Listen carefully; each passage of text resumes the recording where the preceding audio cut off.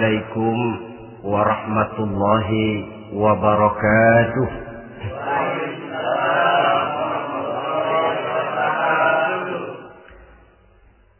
الحمد لله رب العالمين، والصلاة والسلام على أشرف الأنبياء والمرسلين سيدنا ومولانا محمد وعلى آله وأصحابه المجاهدين الطاهرين. أما بعد. Saudara hadirin kaum muslimin rahimakumullah. Dalam kehidupan sehari-hari kita selalu berhadapan dengan dua hal yang berlawanan, dengan dua hal yang kontroversial kata orang sekarang, yang kita diharuskan memilih satu di antara kedua hal itu. Sejak kita bangun tidur sampai kita tidur lagi, selalu kita hadapi dua persoalan itu, yang benar dan yang salah, yang hak dan yang batil, yang pantas dan yang tercela, yang ma'ruf dan yang munkar. Persis seperti sebaik lagu yang lagi ngepop dan banyak dinyanyikan anak sekarang, madu di tangan kananmu katanya, racun di tangan kirimu. Tapi saya pikir-pikir bagaimanapun, kalau cuma sekedar madu di tangan kanan, racun di tangan kiri, adresnya jelas. Yang repot kalau kita sudah tidak tahu lagi mana yang madu, mana yang racun. Lebih celaka lagi di zaman sekarang, banyak racun mereknya madu. Kita terpedaya, kita terpesona, kita terpukau oleh racun yang bermerek madu ini. Kita minum dia yang akibatnya rawan di dalam kehidupan kita. Sangat banyak racun-racun yang terpancang di sepanjang perjalanan hidup kita ini. Dan dua di antara racun kehidupan itu akan kita bicarakan pada pertemuan kali ini, yakni arak dan judi, minuman keras dan judi.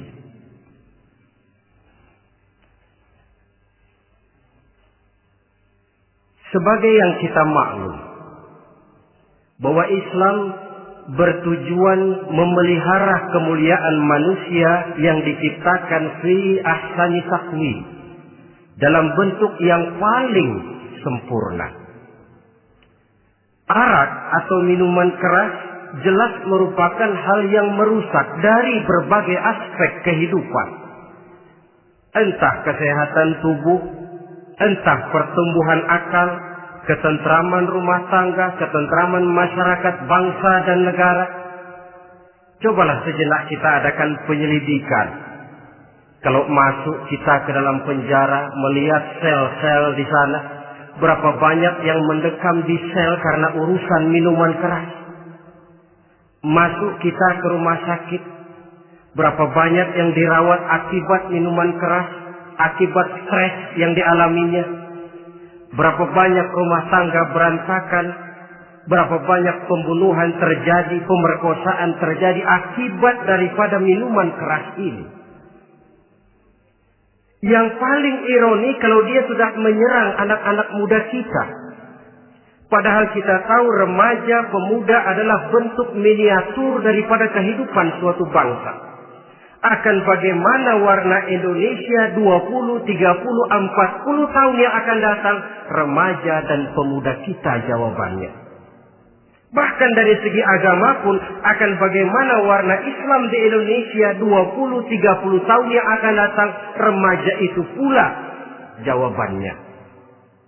Karena itu, tidak terlalu berlebihan kalau saya berkata bahwa untuk menghancurkan Islam di Indonesia ini, tidak perlu menghancurkan pondok pesantren, tidak perlu menutup masjid, melarang pengajian, menyegel musola, tidak perlu. untuk menghancurkan Islam di Indonesia cukup dengan meracuni remaja, pemuda-pemudi Islam di Indonesia. Kalau mereka sudah diracuni, dijauhkan dari agamanya, masalahnya tinggal menunggu pergantian generasi. Maka yang jadi pilot proyek jelas remaja, pemuda, termasuk dengan menanamkan pengaruh minuman keras. Ditanamkan ke tengah remaja kita untuk jauh dari tuntunan agama. Hei pemuda-pemuda Islam, kalau kau mau jadi pemuda modern, jangan dekat-dekat ke masjid. Masjid khusus 60 tahun ke atas. Sepertinya di depan masjid itu ada papan pengumuman masjid khusus 60 tahun ke atas. Baca Quran kolot. Seiring dengan itu lalu modernisasi diartikan dengan westernisasi. Kau tidak akan bisa jadi pemuda modern sebelum semua yang datang dari barat kau telan mentah-mentah. Kau harus bisa bergaul seperti orang barat, berumah tangga macam orang barat, makan minum seperti orang barat. Kalau nyanyi lagu barat yang orang lain gak ngerti, kamu juga gak tahu.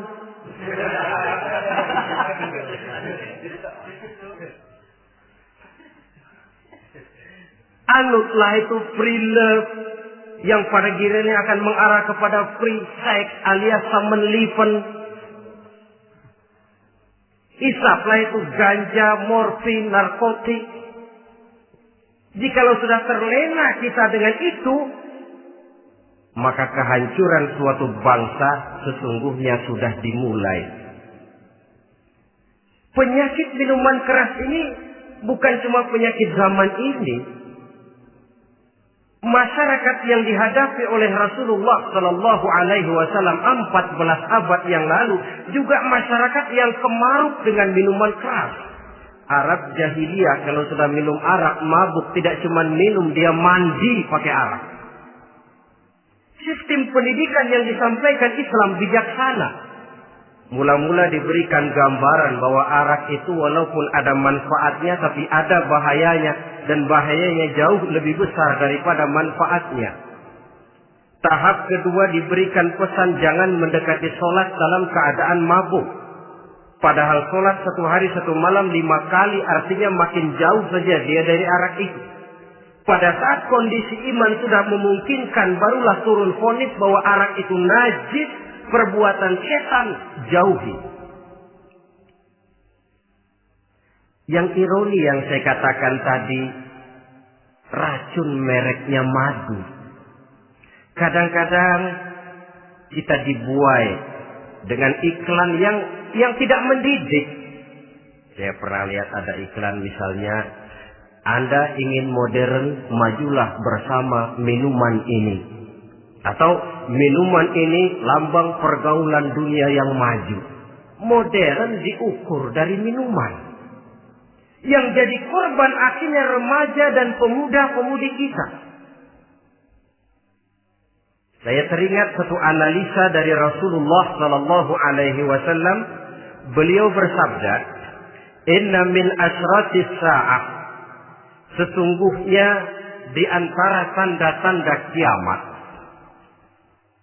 Apa kiamat itu? Dalam arti yang umum, kiamat itu saat di mana alam ini hancur, bumi gempa, air laut tumpah ke darat, gunung meletus, planet-planet bertabrakan, lalu semua yang bernama hidup mati. Itu kiamat beneran. Saya nggak mau cerita kiamat beneran, sebab saya sendiri nggak kepengen ngalamin.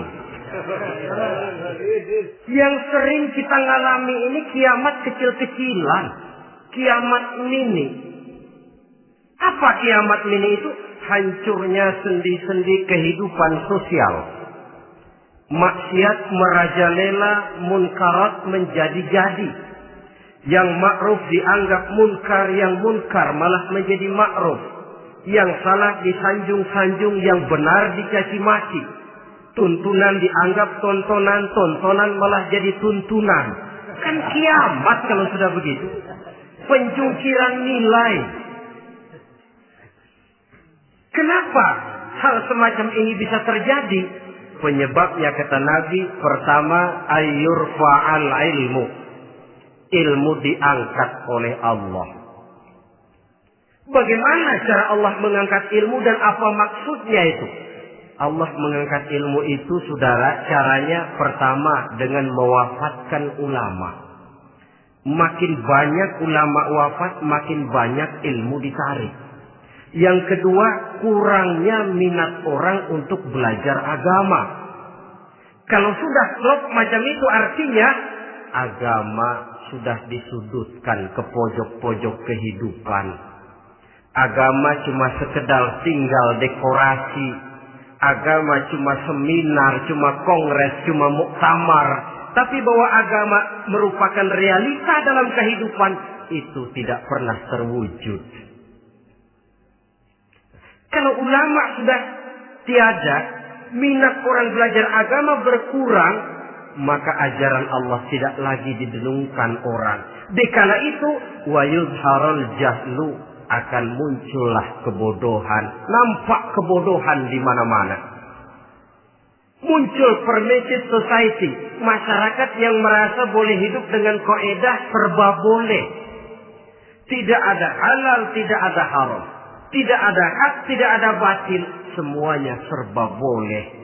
Kalau sudah begitu kondisi masyarakat, terjadilah apa yang dianalisa oleh Nabi.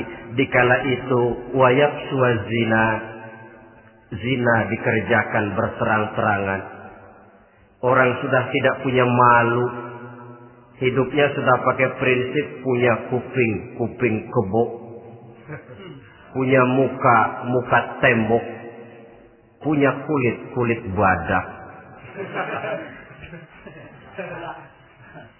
Kalau juga dikasih tahu, malu dong kau tinggal serumah belum nikah. Malu sama siapa? Masyarakat. Allah, masyarakat cuek aja.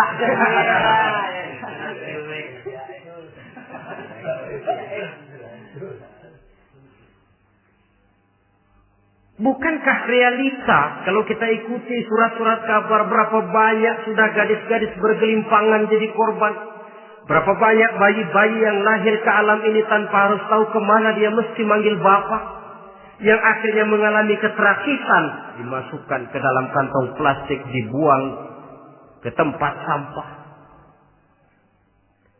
Kalau itu sudah terwujud, muncul efek negatif yang kedua. Wa yushrabal khamr.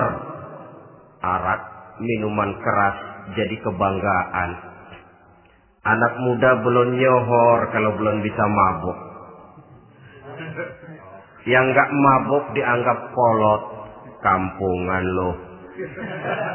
Bikin malu baru kena segelas aja udah miring. Cengeng.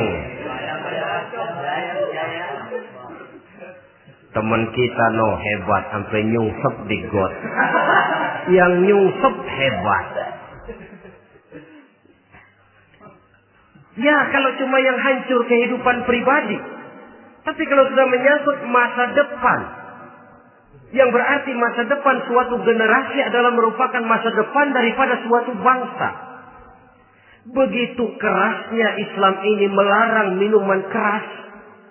Sampai bukan cuma sekedar meminumnya saja yang diharamkan, tetapi juga dilarang mengimportnya, memproduksinya, membuka warung yang menjual minuman keras atau bekerja di tempat penjualan minuman keras. Ada juga yang nyerempet-nyerempet, Pak, kalau sedikit kan nggak apa-apa, nggak mabuk ini. Nah, saya ingatkan hadis Nabi diriwayatkan oleh Imam Ahmad, Abu Daud dan Tirmidzi. Nabi bersabda, "Ma askara katsiruhu faqaliluhu haramun." Apa yang banyaknya menyebabkan mabuk, sedikitnya pun tetap haram hukumnya. Memang barangkali mungkin ada manfaatnya, tetapi bahayanya jelas lebih besar ketimbang manfaat yang bisa timbul daripada jenis minuman keras itu sendiri. Dalam hadis lain Nabi pesankan, "Man kana yu'minu billahi wal yaumil akhir fala yaq'udu ala ma'idatin taduru 'alaiha al-khamru. Siapa yang beriman kepada Allah dan beriman kepada hari akhirat, jangan dia duduk di dalam satu pertemuan yang di dalam pertemuan itu diedarkan minuman keras. Masuk ke dalam lingkungan macam itu saja tidak diperkenankan. Kenapa? Asyariku fi syarri syarrun. Bersekutu dengan kejahatan, jahat juga hukumnya. Semalam kamu mabuk ya? Enggak, temen. Saya cuma ngebeliin aja kok. Apalagi ngebeliin.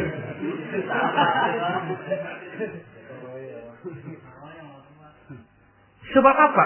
Dalam keadaan mabuk, orang tidak lagi bisa berpikir secara logik. Daya kontrol hilang, artinya perbuatan sudah tidak terkontrol lagi. Yang pertama. Yang kedua, IQ tidak akan tumbuh dan berkembang secara normal seperti yang kita harapkan. Yang ketiga, harga diri akan runtuh hancur di tengah masyarakat. Bayangkan kalau tengah malam kita digotong orang diantar ke rumah kita.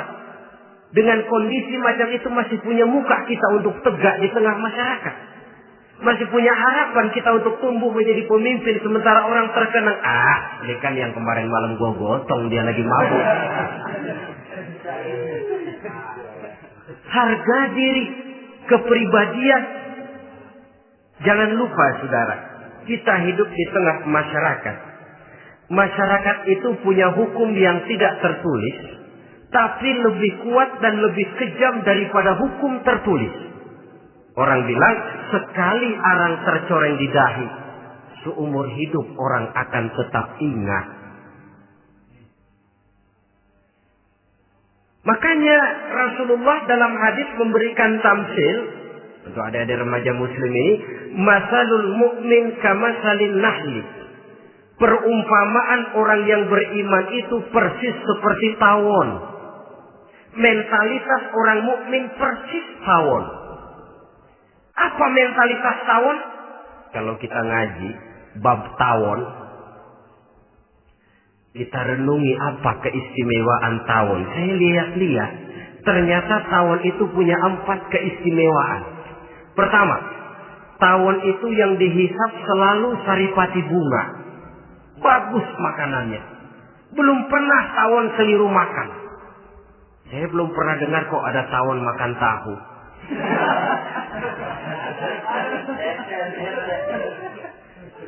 Yang dimakan selalu saripati bunga. Artinya apa? Orang mukmin perutnya itu perut selektif.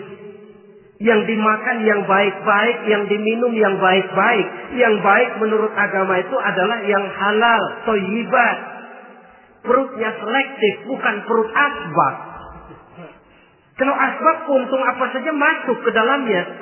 Tapi mukmin perutnya ini selektif. Daging kambing masuk, tahu masuk, kangkung masuk, kodok minggir. Air kelapa minum, kopi minum. Tapi kalau sudah berbau minuman keras, minggir.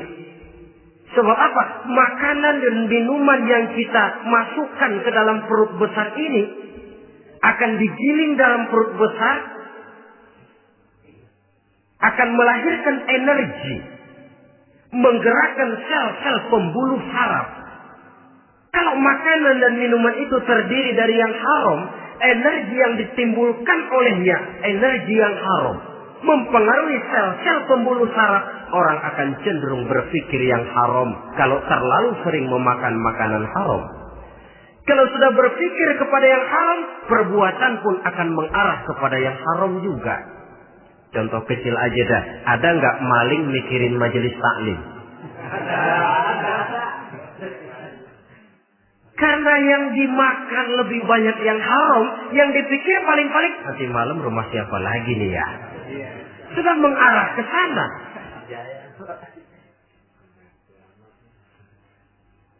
Saripati bunga yang dimakan tawon itu.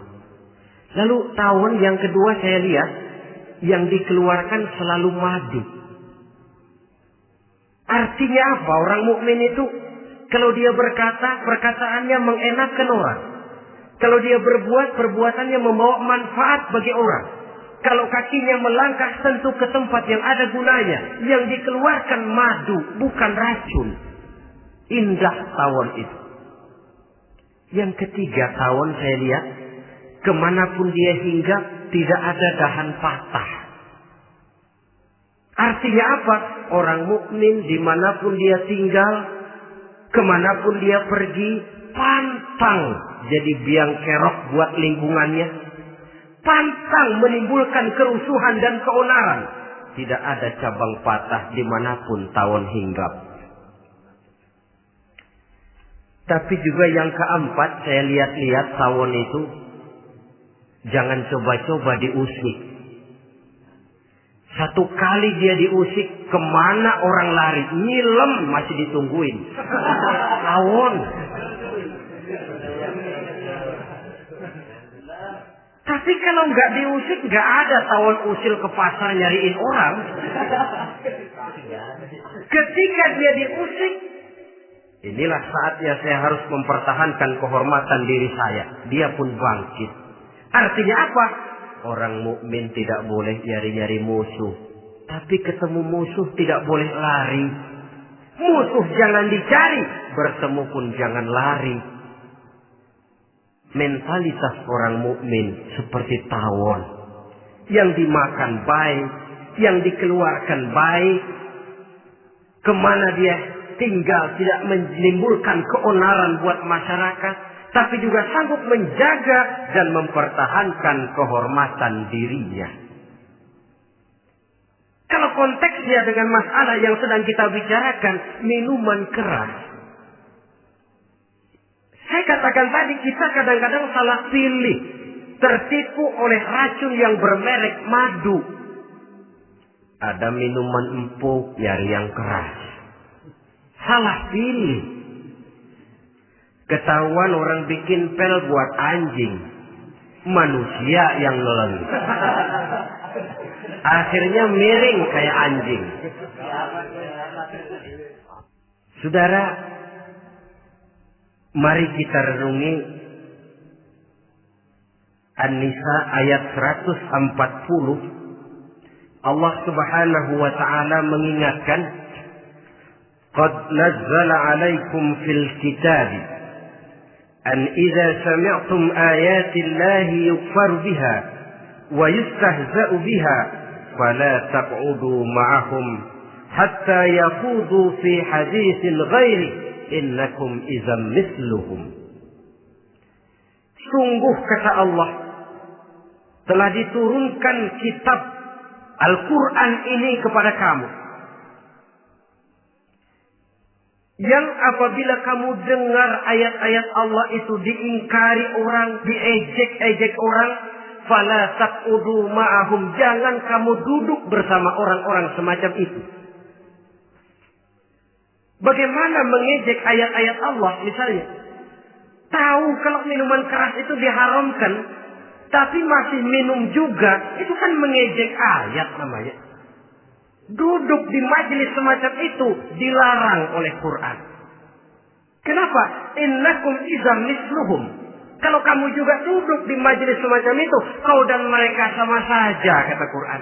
Sama saja. Tahu kalau minuman yang memabukkan itu diharamkan agama, tapi minumnya juga mengejek ayat Allah. Duduk di tengah kelompok mereka berarti ikut mengejek ayat Allah. Dekat saja pun jangan, entahlah lagi sampai meminumnya.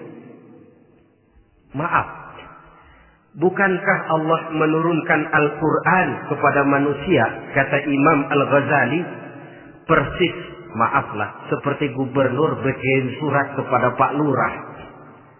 Dalam suratnya Pak Gubernur bilang, Pak Lurah, tolong carikan tanah di daerah Kebayoran untuk sekolah 6.000 meter. Pak Lurah dapat surat dari Pak Gubernur, bangga bukan main. Itu surat sore, pagi, siang, malam dibaca. Ditaruh di tempat yang tinggi. Diberikan minyak wangi, mau diambil, dicium dulu. Dibawa dengan penuh hormat dan hati-hati Tapi tanah yang dipesan Pak Gubernur tidak dicari-cariin. Penghargaan macam apa ini? Nanti gubernur cek, Pak Lurah, siapa? Sudah terima surat saya? Sudah Pak, sudah. Bagus. Lalu bagaimana? Aduh Pak, surat Bapak sore pagi, siang malam saya baca. Bagus. Apalagi Lurah? Surat Bapak saya taruh di tempat yang tinggi Pak.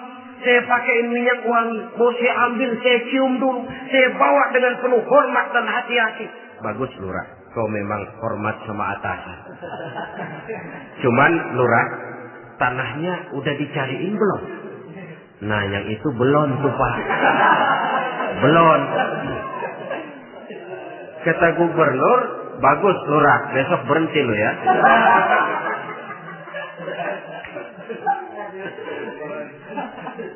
Membacanya memang penting. Al-muta'abbad bitilawatihi, beribadah dari sebab membacanya. Tapi setelah kita baca, kita tahu isinya. What next? Mau apa kita dengan isinya itu? Jangan yang kita baca kita injak-injak. Itulah ironinya. Bagaimana Quran itu mau membawa keberkahan dalam hidup ini? Kalau yang kita baca sering kita injak-injak. Dalam kehidupan kita baca ayat wa ahallallahu al-bai'a wa harrama riba. Allah halalkan jual beli, Allah haramkan riba, tapi renten ditelan terus.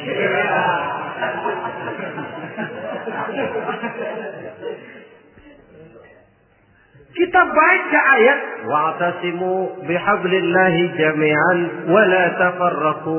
Berpegang teguhlah kamu kepada tali Allah, jangan bercerai-berai. Tapi sesama muslim pelotot-pelototan jalan terus. Janganlah yang sesama muslim kadang-kadang yang mengklaim dirinya sebagai pemimpin Islam kelihatannya juga sikut-sikutan jalan terus.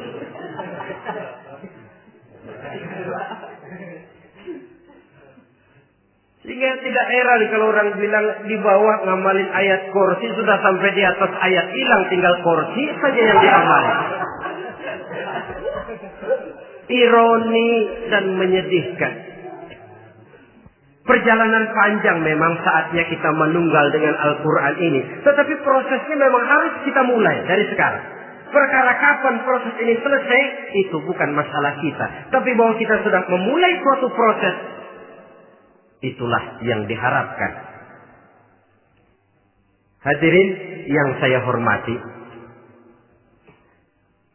oleh karena kerasnya peringatan Islam terhadap minuman keras, pernah satu hari seorang lapor kepada Khalifah Umar bin Abdul Aziz bahwa ada sekelompok orang berkumpul meminum minuman keras. Kata Khalifah Umar bin Abdul Aziz, zera mereka, hukum, cepat. Ya Khalifah, kenapa? Di tengah mereka ada juga orang yang Ramadan biasa puasa. Begitu, iya, yang biasa puasa duluan hukum. Kenapa? Mengerti memang lebih besar resikonya daripada tidak mengerti. Kalau yang tidak mengerti dilatar belakangi oleh kebodohan, barangkali masih bisa ditolerir, masih bisa dimaklumi. Ini toh sudah tahu mau puasa, kenapa berkumpul di majelis yang ada minuman keras? Tapi memang kelompok ini kan memang selalu ada. Kita lihat dalam masyarakat itu kan ada 4 kelas. Pertama, ada orang yang tahu perintah dan tahu larangan. Ini the first class, kelompok terbaik. Perintah tahu dia kerjakan, larangan tahu dia jauhi. Ini orang terbaik. Yang kedua, ada orang tahu perintah tapi tidak tahu larangan. Perintah tahu, larangan tidak tahu. Sholat mau, puasa mau, zakat fitrah bayar, nyolong mau, mabuk ayo. Perintah tahu tapi larangan tidak tahu, akhirnya semua dikerjain. Barangkali yang rada bingung malaikat bagaimana nyatatnya ini. Kotor absen.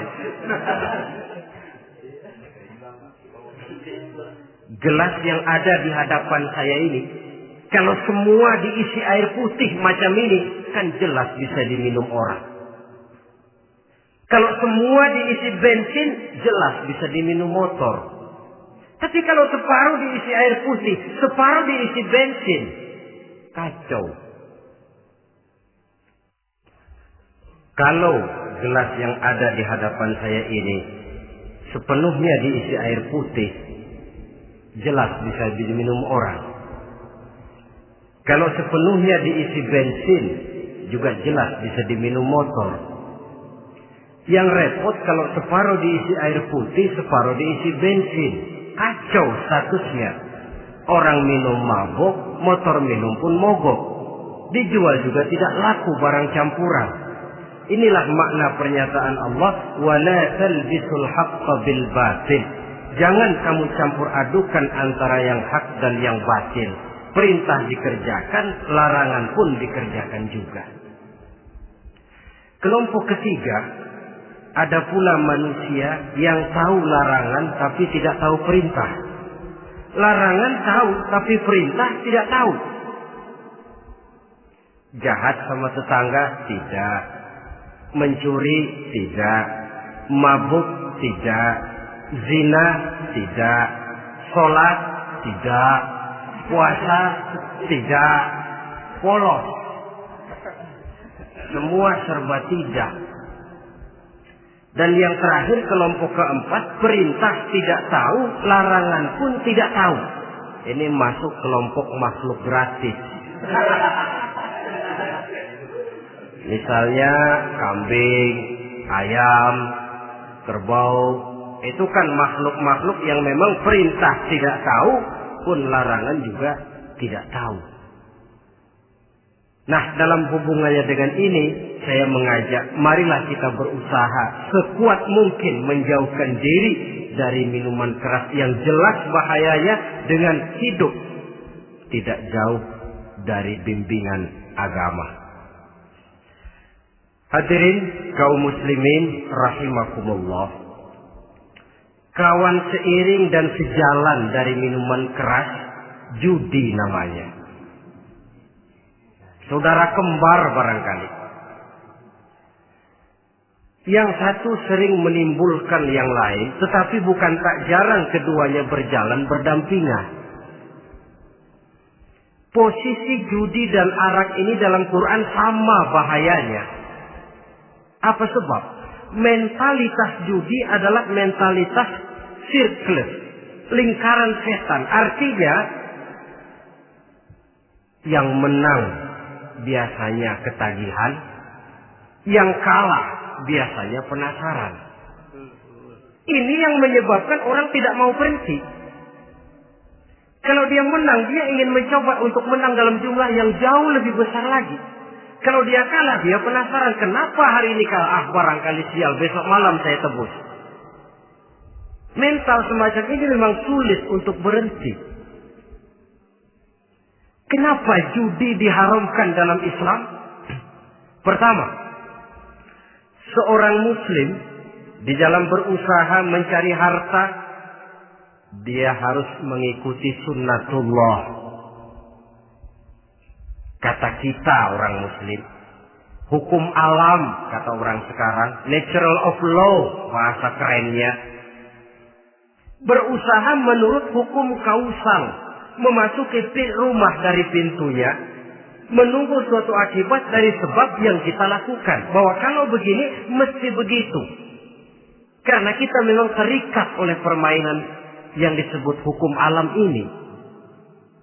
Hidup bukan undian, jangan mengharap untung besar tanpa mau peras keringat. Satu pagi, Khalifah Umar bin Khattab radhiyallahu an masuk ke masjid.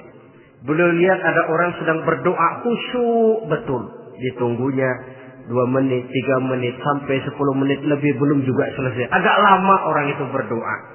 Selesai berdoa, dihampiri orang itu oleh Sayyidina Umar. Beliau tanya, saudara, lagi apa tadi itu? Berdoa ya Khalifah. Minta kepada Allah? Tentu minta kepada Allah. Minta apa kan? Minta rezeki. Sudah lama? Dari tadi habis sembahyang subuh. Dapat? Belum. Ya memang kata Sayyidina Umar, inna sama la tumtiru zahaban wala fiddatan. Langit itu tidak mungkin akan menghujankan emas, tidak mungkin pula menghujankan perak.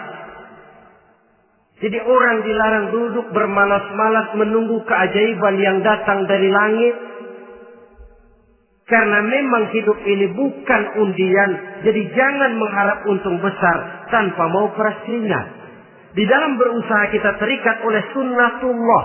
Kalau begini sebab penyebabnya, akan begini akibat yang ditimbulkannya. Yang kedua, Islam menjadikan harta manusia itu sebagai benda berharga yang dilindungi. Mengambilnya dengan judi termasuk memakan harta orang lain dengan cara yang batil. Yang ketiga, judi itu sendiri dapat menimbulkan permusuhan dan pertentangan antara para pemain itu sendiri. Meskipun kelihatannya kompak duduk dalam satu meja yang saling berhadap-hadapan, yang kalah kelihatannya pasrah, tetapi kan itu cuma kulit permukaan. Batinnya bagaimanapun juga yang kalah itu tetap mendendam. Sedangkan yang kalah di samping mendendam juga mengomel, mencaci mungkin. Ya lawan bermainnya, ya mungkin juga dirinya sendiri. Dan yang keempat, judi itu merusak aktivitas hidup. Membuat orang membuang waktu dengan tidak terasa. Dan yang pada gilirannya melupakan orang kepada tanggung jawab. Wah, kalau sudah memegang kartu, konon kabarnya, saya sendiri alhamdulillah belum pernah. Lupalah orang anak, lupalah orang kepada istri, lupalah orang kepada tanggung jawab. Waktu pun berlalu tanpa terasa. Apalagi kalau sudah diiming-iming oleh gambaran akan memperoleh keuntungan yang besar. Termasuk di dalam judi itu undian, apapun namanya. Yang usaha ke arah ini seharusnya tidak dipermudah, walaupun dengan embel-embel dana kemanusiaan, sumbangan sosial. Dan saya tidak begitu yakin, saudara, bahwa bangsa Indonesia ini sudah begitu menipis rasa kemanusiaannya, sehingga untuk berlaku sosial mesti diimbangi dengan hadiah sekian juta rupiah. Saya tidak percaya bahwa umat Islam di Indonesia sudah begitu tipis rasa kasih sayangnya kepada sesama, sehingga sulit mengeluarkan bantuan kalau tidak diimbangi dengan hadiah yang sekian puluh juta rupiah. Yang saya khawatir apa? Pada gilirannya di negeri ini akan makin banyak penghayal-penghayal kelas berat. Tukang-tukang ngelamun kelas tinggi. Yang hidup cuma ngumpulin jikalau. Jikalau, andai kata, umpama misalnya. Orang sudah kemana-mana kita masih menghitung jikalau.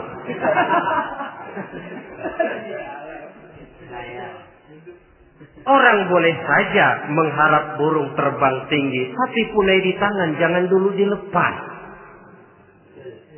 Artinya, idealisme silahkan terbang setinggi langit, tapi kaki harus tetap berpijak di alam realita. Bahwa memang lebih baik makan singkong dalam kenyataan daripada makan roti tapi ngimpi.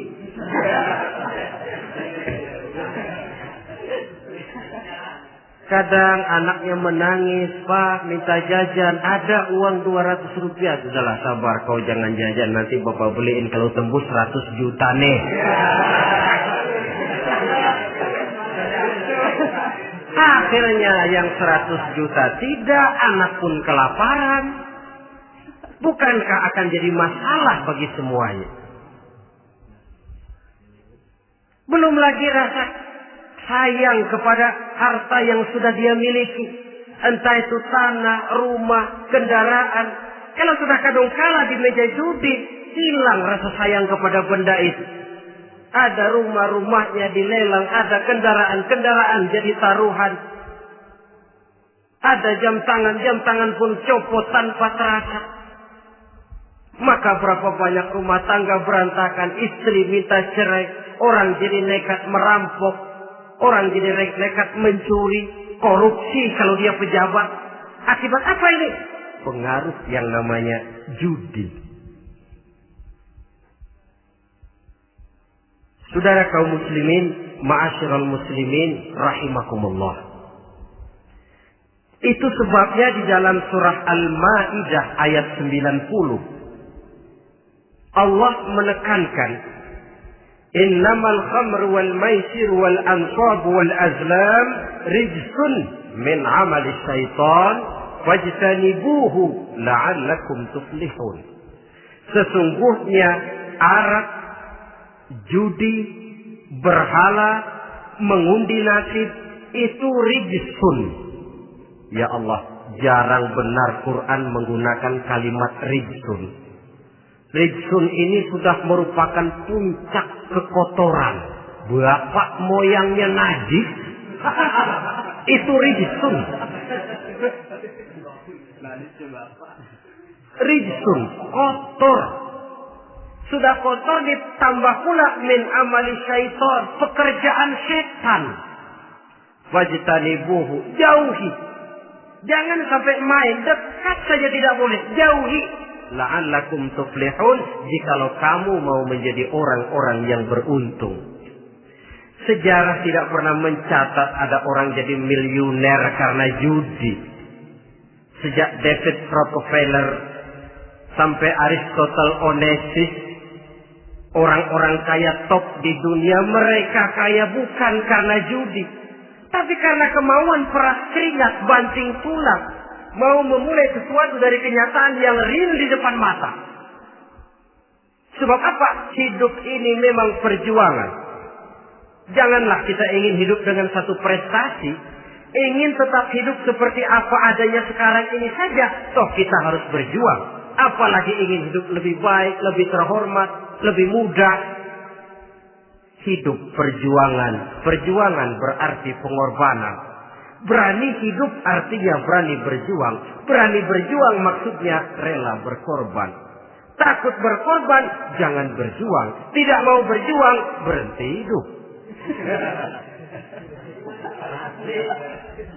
Itu logika.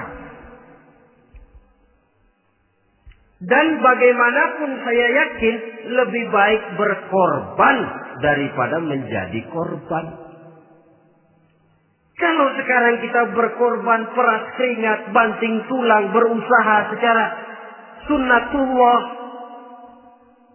untuk menghidupi anak, istri, keluarga, pada satu saat kita tidak akan menjadi korban kebrutalan anak-anak kita sendiri. Kalau mereka dibesarkan dan tumbuh berkembang oleh hasil yang diperoleh dari meja judi. Ayat 91 Al-Maidah ini lebih memperkuat lagi. Kalau itu arak, judi, berhala, mengundi nasib adalah perbuatan setan, sebenarnya setan mau apa sih? Ayat 91 menegaskan, innama yuridu syaitanu ayyuqi'a bainakumul adawata wal baghdha'a fil khamri wal maisir. Yang dimaui setan itu tidak lain supaya dengan arak dan dengan judi timbul rasa permusuhan, sikap memusuhi, saling marah di antara kamu. Coba, biasanya dalam meja judi sudah loyo, waktu juga sudah berlarut-larut. Yang menang mau berhenti, apa yang kata yang kalah? Berhenti dah, gua wacok loh. Enak bener, gua lagi kalah, lu berhenti. Coba, kira-kira kapan akan selesai permainan? Akan timbul permusuhan, akan timbul rasa dendam, kesumat yang ditanamkan oleh setan. Karena memang baik arak, baik judi, baik berhala, baik mengundi nasib, itu semua permainan-permainan setan yang diberikan kepada kita untuk kita ikut andil bermain di dalamnya. Tatkala kita ikut terkena jerat setan, tertawalah mereka. Kenapa? Oh, makin banyak teman saya di neraka. Maaf, setan itu kan sudah tahu vonisnya. Ketika dulu di dengkotnya yang namanya iblis terusir dari surga, itu bikin semacam perjanjian dengan Allah. Tuhan, kenapa ini? Gara-gara Adam saya terusir dari surga. Maka sejak saat ini Adam dan seluruh keturunannya adalah musuh bebuyutan saya. Saya akan gelincirkan mereka dari jalan. Silahkan iblis, goda mereka.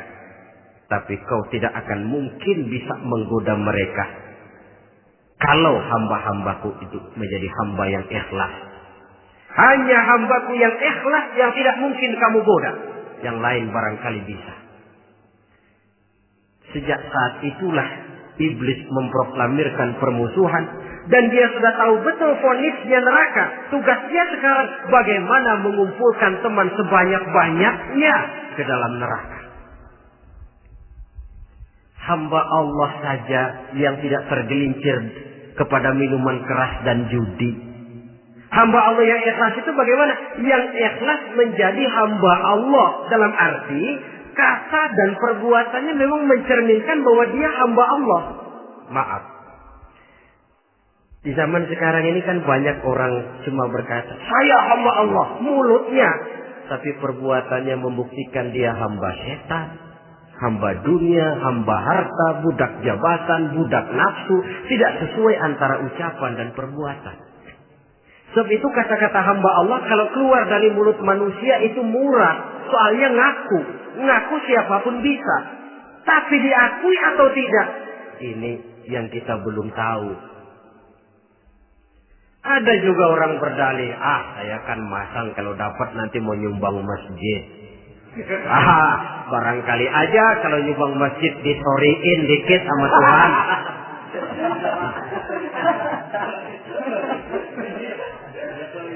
Apa bisa begitu? Saudara, kita tidak mungkin mencuci kain dengan air najis. Innallaha thayyibun, kata Nabi, la yaqbalu illa thayyiba. Allah itu baik dan hanya menerima yang baik. Bahwa dalam Islam tujuan yang baik harus dicapai dengan prosedur yang baik. Bahwa niat menyumbang masjid bagus, tapi hasil daripada judi atau undian tidak akan menyampaikan kita kepada tujuan itu. Tidak boleh mencuri kain walaupun niatnya untuk sholat. Kalau nyolong kain niatnya buat sembahyang, dimaafin kali. Walaupun sholatnya sah, mencuri kainnya tetap saja dosa. Islam tidak menghalalkan segala cara untuk mencapai suatu tujuan. Bahwa tujuan yang baik harus dicapai dengan cara yang baik juga. Dan penyakit judi ini juga bukan penyakit baru. Sejak dulu. Masa jahiliyah judi mereka. Saya kira kalau Las Vegas, kota judi Amerika saja barangkali masih kalah dengan cara judi jahiliyah dulu. Mereka kalau sudah judi itu uang. Habis uang ada punya tanah pasar, taruhan. Habis tanah ada rumahnya dipasang. Apalagi yang ada? Ternak unta dipertaruhkan. Harta habis, rumah ludes, kebun binasa. Ada istri juga dipasangin. Judi.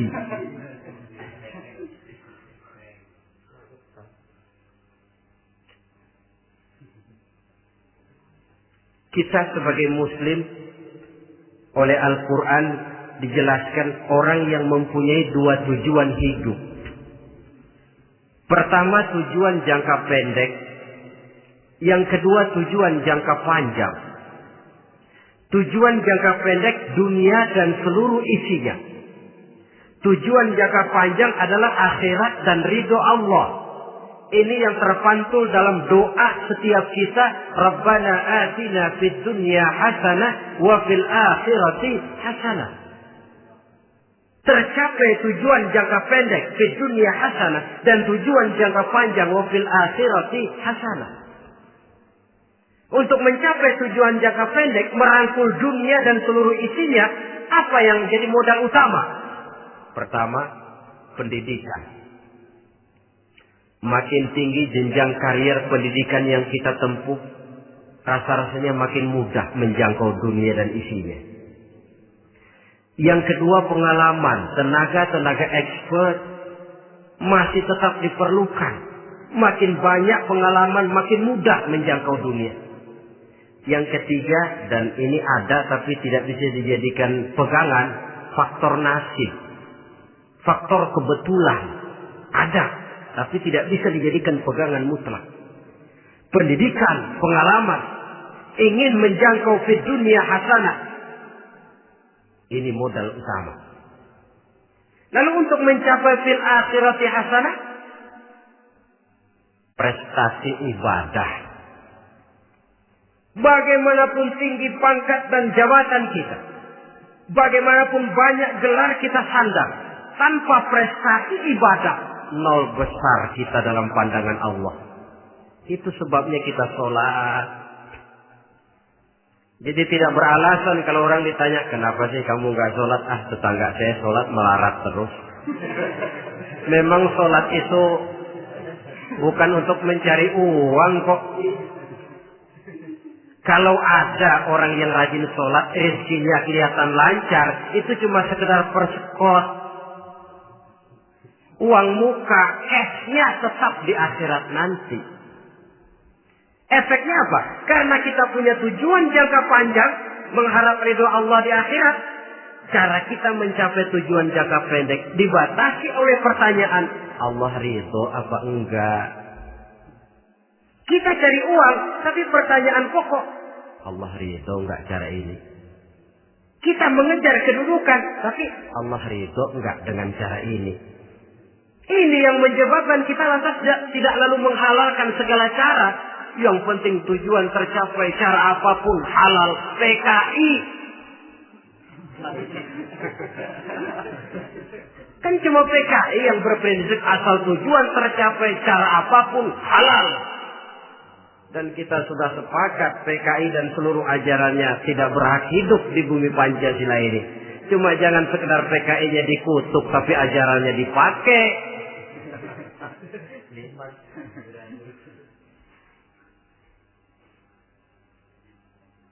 Nah, untuk mencapai dua tujuan ini,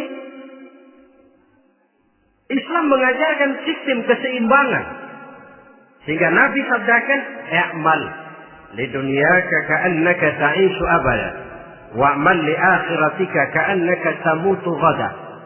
Bekerjalah buat duniamu seolah-olah kau akan hidup untuk selamanya, tetapi bekerjalah untuk akhiratmu seolah-olah kau akan mati besok. Jadi kalau kita sudah sholat menghadap Allah, usolli fardhu maghrib, Allahu Akbar, ingat seolah-olah kita akan mati besok supaya timbul khusyuknya. Tapi kalau kita sudah bekerja, kuliah, bekerja, belajar di tempat tugas, ingat seolah-olah kita akan hidup selamanya supaya timbul gairah kerja. Jangan dibalik. Di kantor ingat mati, lemas terus. Ngapain kerja sungguh-sungguh bakalan mati. Lagi sholat ingat Duta Merlin, Altiron Plaza. Ya kacau. Salah pasang, tidak pada tempatnya. Untuk mencapai di dunia hasanah ini, Islam mengajarkan tempuh jalur yang mengikuti sunnatullah. Itu yang dihargai oleh agama. Terikat oleh hukum kausal bahwa kalau ini yang saya usahakan hasilnya akan begini. Perkara nanti hasil tidak seperti yang kita harapkan, baik sangkalah kita kepada Allah. Sebab kita tidak tahu rahasia apa di belakang itu. Kadang orang mengeluh, habis saya rajin sholat tapi rezeki seret, berhenti aja dah. Kita tidak tahu rahasia di belakang itu. Pernah hadirin, satu hari seorang petani, dia selesai bekerja di ladang, istirahat. Dia tidur di bawah sebuah pohon beringin. Di sebelah pohon beringin itu ada pohon labu. Dia berpikir, kalau saya lihat-lihat Tuhan nggak adil katanya. Masa pohon beringin pohonnya besar, buahnya kecil. Pohon labu pohonnya kecil, buahnya gede. Tuhan bukan arsitek ulung ini.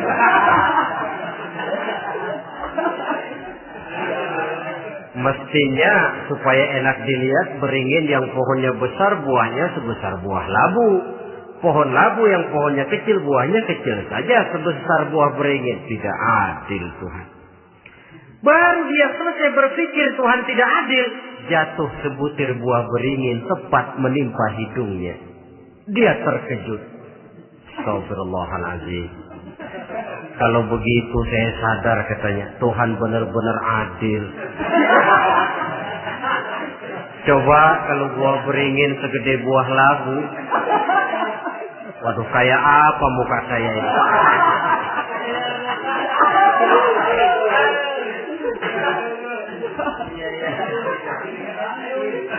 Baru terbuka pandangan matanya setelah berhadapan dengan kenyataan. Baru keluar respek. Allah benar-benar adil. Padahal semenit yang lalu dia masih berkata, Tuhan bukan arsitek ulu. Tapi semenit kemudian setelah berhadapan dengan kenyataan yang real dia hadapi, Allah benar-benar adil.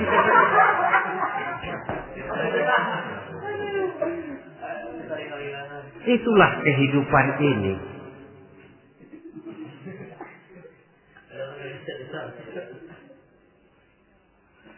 Saudara hadirin yang saya hormati, karena itu baik arak, baik judi, dua-duanya merupakan bahaya laten yang tidak hanya mengancam kehidupan agama, tetapi juga masyarakat, bangsa dan negara, apalagi kalau sudah jatuh kepada generasi penerus.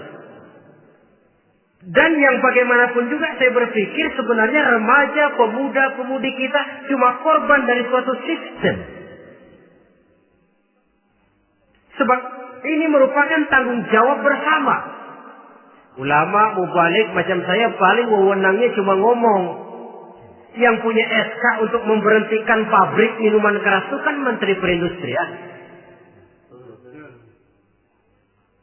Tangan-tangan eksekutif. Sehingga kalau Nabi katakan, Man ra'a minkum munkaran falyughayyir biyadihi wa illam yastati' fa bilisanih wa illam yastati' fa biqalbihi. Apabila salah seorang kamu melihat suatu kemunkaran, termasuk minuman keras dan judi di dalamnya, rubah itu. Dengan cara apa? Kalau kau mampu dengan tangan. Artinya power, kekuatan. Kalau dengan tangan tidak mampu, ini orang kalau gue pukul gue yang melintir. Umpamanya, fabilisani, dengan lidah ngomong. Mas, saya senang sampean tinggal di sini, kampung kami tambah warga, tapi tolonglah jangan bawa pengaruh yang tidak baik. Kalau ternyata bicara pun tidak berani, fabiqalbi, cukup dalam hati, sekurang-kurangnya tidak ikut membenci kemungkaran dalam hati, itulah kadar iman yang paling lemah. Ini secara umum. Tapi kalau hadis ini kita mau adakan semacam, katakan description of job, bahasa kerennya, kita adakan pembagian tugas. Siapa yang harus merombak kemungkaran dengan power? Penguasa, pemerintah, sebab dia punya aparat. Siapa yang merombak kemungkaran dengan lidah? Ulama, kiai, mubalik, ngomong. Siapa yang hanya merubah kemungkaran dalam hati? Kita umumnya rakyat lemah ini. Yang mau ngomong gak berani, tapi hati pegel. Nah, kalau sudah ada pembagian tugas semacam itu, insya Allah masing-masing akan berjalan pada relnya. Dan pada akhirnya selamatlah kita, bangsa Indonesia, umat Islam pada khususnya, dari bahaya, baik bahaya minuman keras maupun bahaya judi. Menyelamatkan bangsa dan yang lebih lagi menyelamatkan masa depan kita. Sekianlah saudara pertemuan kita pada saat ini. Mudah-mudahan ada manfaatnya. Terima kasih atas segala perhatian. Mohon maaf atas segala kekurangan. Usikum wa nafsi bitaqwallah. Wassalamualaikum warahmatullahi wabarakatuh.